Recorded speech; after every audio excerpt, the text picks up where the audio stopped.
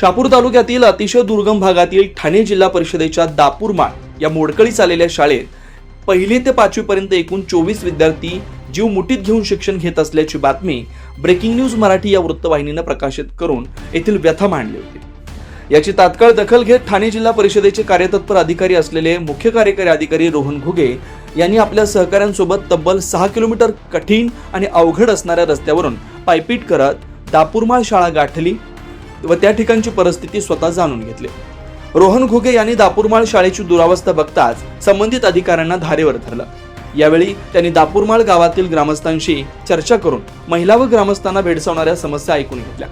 अतिशय प्रतिकूल परिस्थिती कशा पद्धतीने ग्रामस्थ राहतात याची माहिती घेऊन शाळा व अंगणवाडीसाठी एक इमारत आणि गावातील ग्रामस्थांना घरकुल, पिण्याच्या पाण्याच्या उपाययोजना करण्याचे आदेश अधिकाऱ्यांना दिले। विशेष म्हणजे रोहन घुगे यांचा वाढदिवस असतानाही कच्चा किंवा पक्का कुठलाही रस्ता नसताना छोट्या मोठ्या टेकडीवर चढाई करत पायवाटेने तब्बल 2 तास चालून शाळा व गावच्या समस्या जाणून घेतल्यानं त्यांच्या कर्तव्यनिष्ठतेचं जिल्ह्याभरात कौतुक होत आहे। आम्ही ज्यांना मतदान करून निवडून दिलं त्या आमदाराचे पाय कधी आमच्या गावाला लागले नाहीत, परंतु ठाणे जिल्ह्याचा मोठा अधिकारी आमच्या गावात आला, आमच्या समस्या जाणून घेतल्या, याबद्दल आम्ही आनंदी असल्याची भावना ग्रामस्थांनी व्यक्त केली। तसेच सीईओ साहेबांचे आभार मानले। यावेळी प्रकल्प संचालक छायादेवी शिसोदे, शहापूर गट विकास अधिकारी राठोड, गट शिक्षण अधिकारी रामचंद्र विशे, शिक्षक संतोष बोंद्रे यांच्यासह पंचायत समितीचे अनेक पदाधिकारी यावेळी उपस्थित होते। अशा कार्यतत्पर सीईओंना ब्रेकिंग मराठीच्या वतीनं मानाचा मुजरा। Breaking news Marathi, Shahapur, Kasara.